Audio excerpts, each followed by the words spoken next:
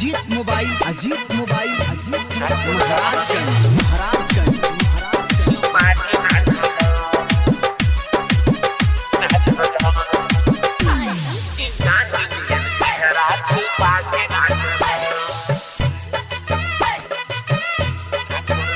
पागलाइल बानी जब से देखले बानी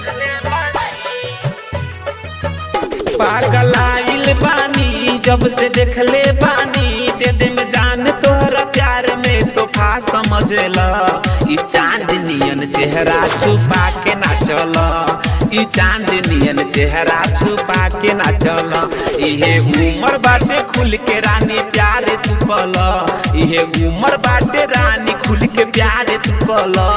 ई चांदनियन चेहरा छुपा के ना चला ई चांदनियन चेहरा छुपा के ना चला ई चांदनियन चेहरा छुपा के ना चला छुपा के ना चला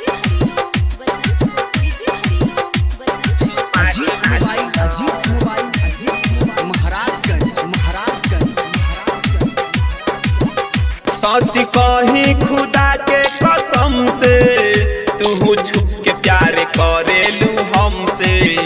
जब ड्यूटी करेलू हमरे खातिर तब छुप के करेलू सनम से तब छुप के करेलू सनम से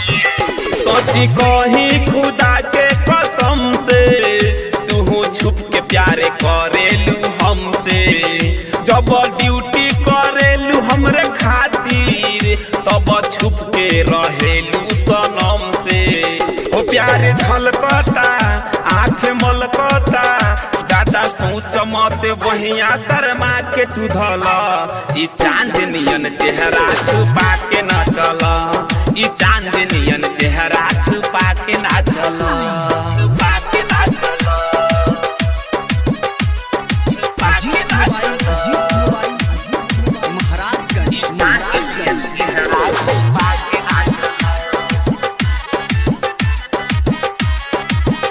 भेंट कर गौआ से निकल के मीठी बात करल जाई मिल के कहे राइटर निसार बन रानी यादव जही राजा के दिल के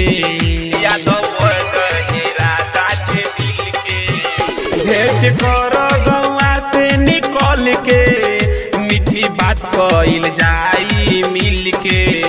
कहे राइटर निसार बन रानी यादव जही राज के दिल के